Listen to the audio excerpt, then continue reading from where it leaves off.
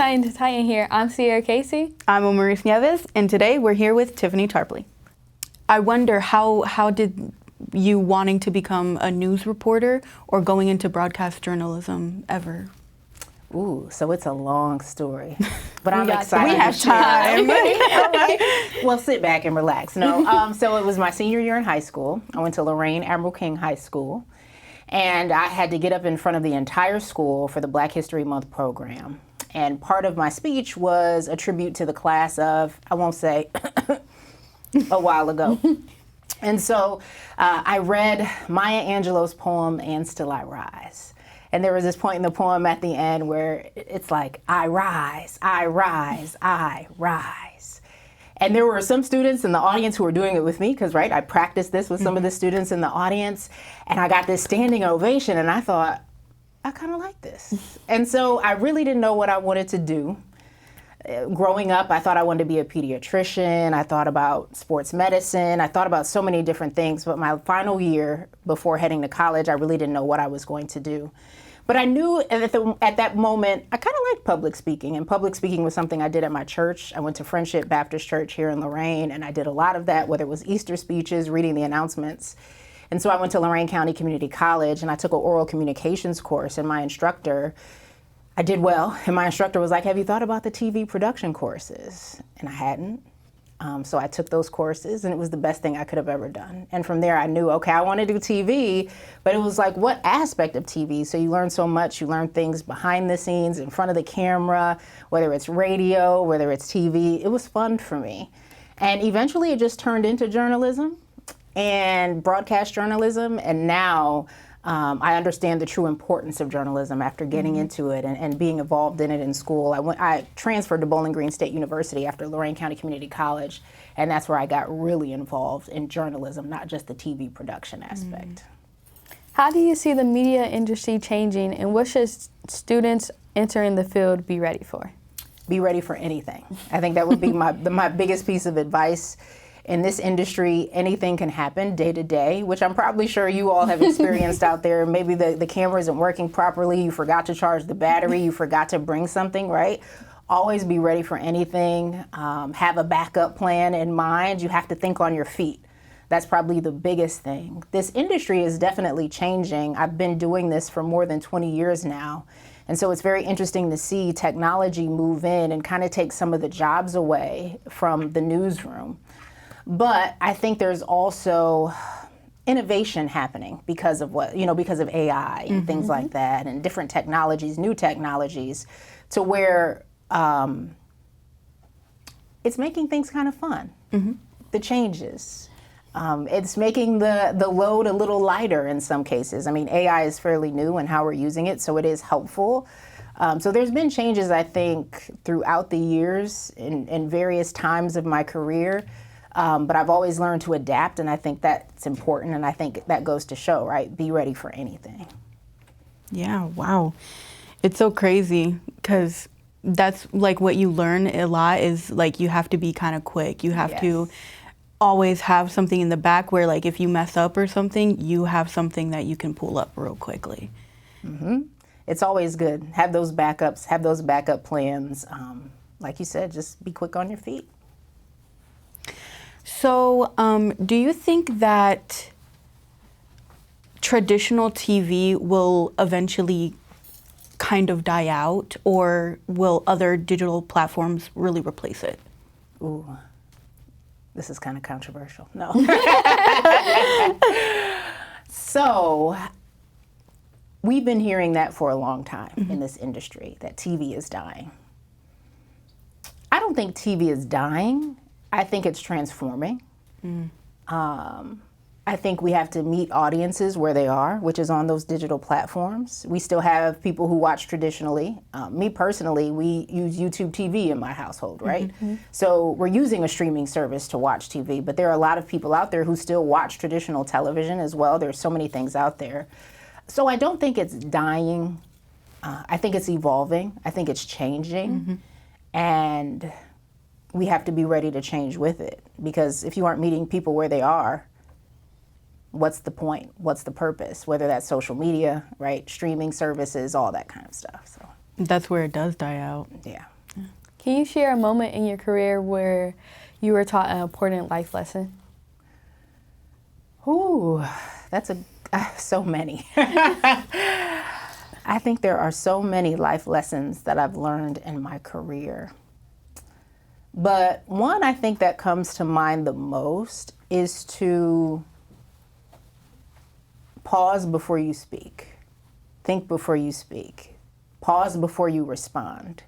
In this industry, especially being on television, there are a lot of people who will say things and do things that aren't nice, especially on social media. Keyboard courage is what I like to call it, because oftentimes it's something they would never say to your face, but they have the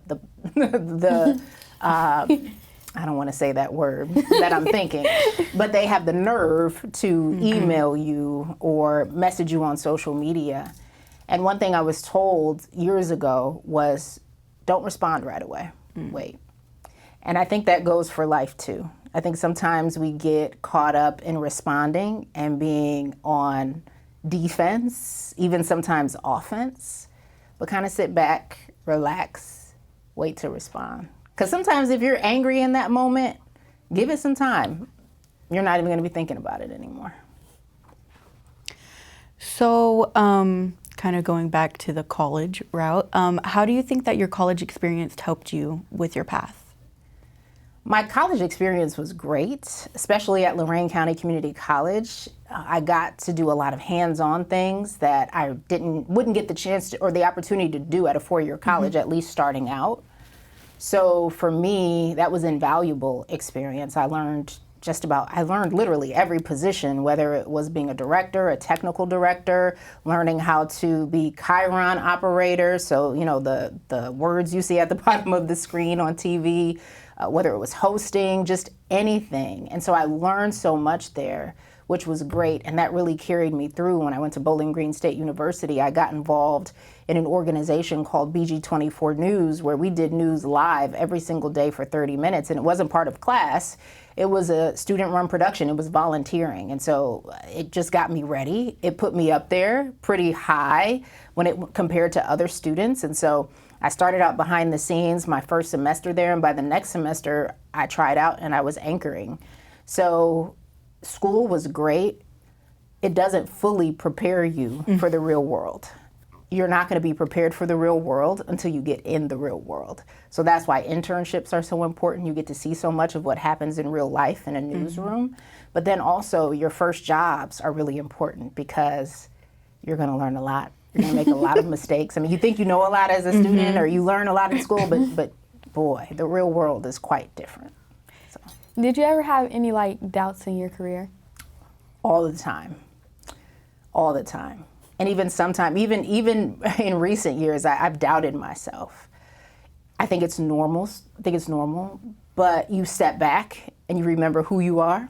Whose you are is something I say as well. And you remember why you got into this in the first place. One thing, sometimes you can doubt yourself. People will say things, negative things. They'll say things that don't align with how you feel your career, the path that it should go. But you take a step back, you take a deep breath, and you just keep going through it all. If you could give one piece of advice to your younger self about anything or regarding, the job path or just about anything, what would it be?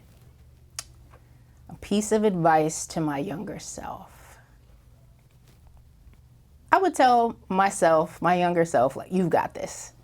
That would be probably the biggest thing. Through everything, you've got this. Keep going. It's going to happen. You're gonna get to where you've always wanted to be. Just work through the mess, and you'll get there. What advice would you give to younger people who want to make an impact in the media in today's world? Advice I'd give to young people who want to make an impact in the media world. I would say, number one, be a hard worker. I think that's huge. I think that right now, some of your fellow students, and especially as you get into college, they're going to be called upon by people who are hiring. And people are going to be able to ask them, what do you know about this person? What do you know? What do you know about Tiffany? Because it literally happened to me. And so be hardworking and treat people fairly, treat them well, treat them how you would want to be treated. I think that that's important because you want people speaking your name in rooms when you aren't there, speaking positively of you, not negatively. So make sure you leave a positive impression on everyone you're working with, even if you think, yeah, they're younger than me, they don't know as much as me. No, everybody is important, right? Everybody brings something to the table. So I think that would be the biggest thing. And work hard, because if people see you working hard, they know that you're passionate about this. Keep that passion, keep that drive. So, what would be some qualities that you think employers would look for? Employers, I believe that the qualities that they're looking for is someone who can do multiple things and do multiple things well. And you have to be able to do those multiple things in one day, sometimes in 1 hour, or at the same time. So it's important to be able to write. It's important to be able to have conversations with people. Sometimes you're going to be speaking with a CEO. Sometimes you're going to be speaking with maybe a janitor, and everyone is equal, right? You have to treat them well. So how you talk to people, you have to learn how to talk to different people. People, you know, you may not have grown up with, people you don't know anything about, but you have to be inquisitive too. You have to be very curious. I think that's important. You have to be willing to learn because there's so much. Everything is evolving, technology, the way we do things. I would say those are probably the biggest things. So we did a little bit of research. Oh, yes, you did, didn't you? Okay. And you were one of the first African Americans to wear your natural hair out in the media room. The in the first newsroom. in Cleveland. Yes. Yeah. How did that impact your career? How did it make people see you? For me, it wasn't really about impacting my career. It was about being able to show up as my authentic self and who I am. Before I actually wore my natural hair on TV, I was wearing it under wigs. I had stopped getting relaxers probably a few years before, but I was wearing a lot of wigs.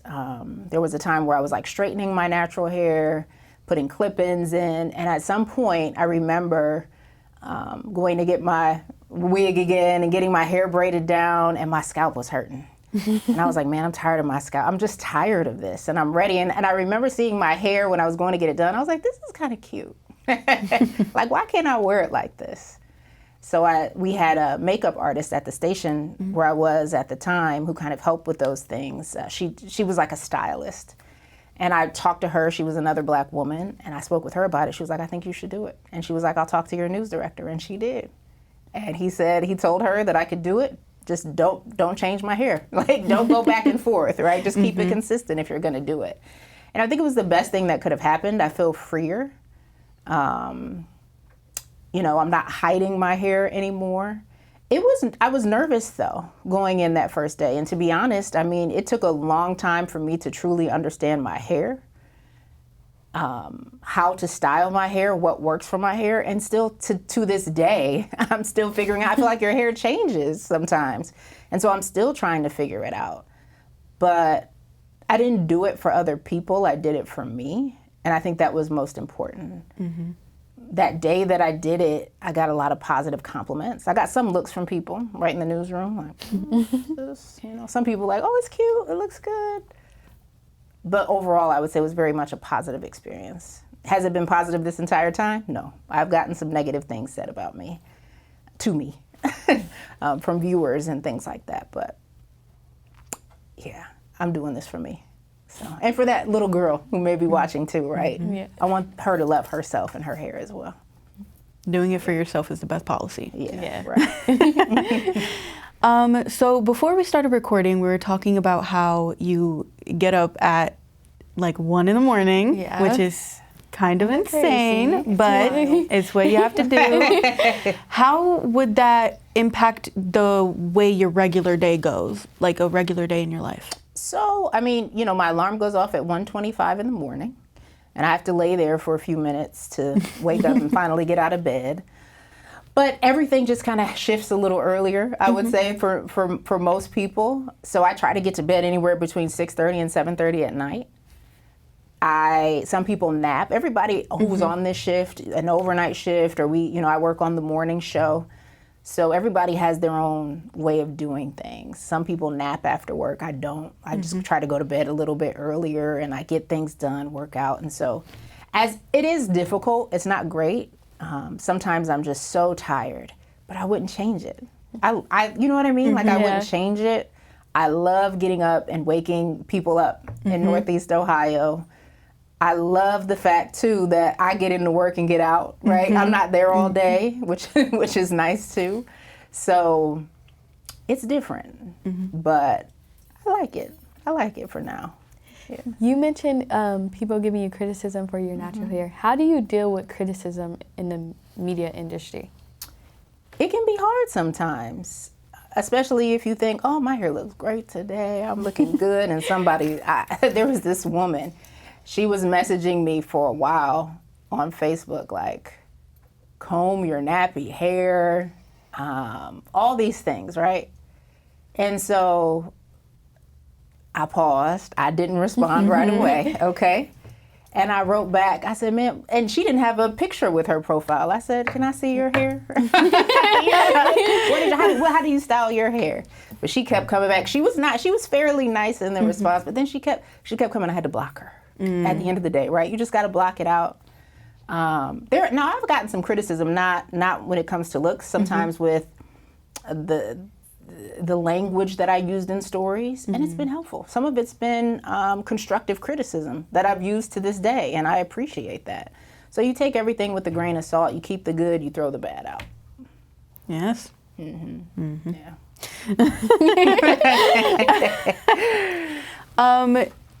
Can you share a moment where you have been taught a good lesson about communication?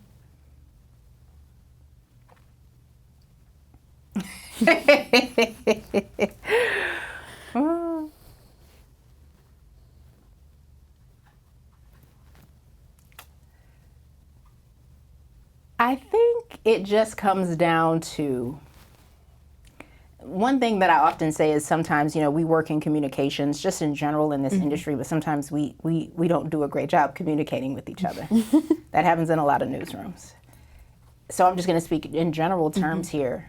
I think that it's just important to always over-communicate. Ask questions, right? Always ask questions. Make sure that people understand what it is that you want and what it is that you're trying to do. You can't assume. Never assume with anything. And my advice would just be always, always over-communicate. You can't go wrong. Do you ever do you ever wish you chose a different major in college? There was a time I worked in Milwaukee, and I was in this fancy neighborhood called Shorewood, and I saw all these big houses, and I'm like, man, what are these people doing? What are these people doing? Why am I doing this? But that was just kind of tongue-in-cheek, right? It was just like because in this industry, I'm sure you've learned maybe so far, you don't make a lot of money, especially starting out. You don't get in it for the money because that doesn't always come. Or if it does come, it might not come until later on, like many years. So sometimes, so you really have to have a love of it and a passion for it. So there are some moments that I've thought, maybe not that I would have done something different, but is this the time for me to get out and do something different? But somehow, some way, I always get pulled back in, and I wouldn't change a thing. I wouldn't change a thing. I really do love what I do. I might not love every day. I might not love every moment, but I love what I do overall. So I wouldn't change it. It's been a great experience, good and bad. Well, that helps you in a lot of ways, right? It does. Yeah. It does. I mean, you learn from your mistakes. You learn from the challenges. You learn from the things that are positive that are happening as well. So yeah, it all brings you to where you are, right? Who you are today. Yeah. So. So have you ever thought of kind of doing the same thing just in a different medium, like radio or any of that? I thought about that. That was something I wrestled with in school. I did an internship at WEOL AM 930. It was a news radio station, and I absolutely loved it. Probably my favorite internship, and I've interned in DC in public relations. I've interned in New York City for BET, and Elyria, that radio station, was the best opportunity because that was where I got the chance to do so much. And so it just made me realize that I can do other things than television. Ultimately, I ended up getting into television, but I had fun. And so, yes, of course, I've thought about doing other things. And who's to say that couldn't happen in the future where I get that opportunity maybe to do what I am now and doing radio or whatever, right? When it's time to retire, maybe I'd do something else in radio or podcasting. So there's so many opportunities out there. That's all we have for today. Thank you for coming on our show. Thank you. Yeah, It was so nice meeting you. It was great meeting you too. Good luck to both of you. I can't wait to see you shine and see what happens in your career. So. Thank you.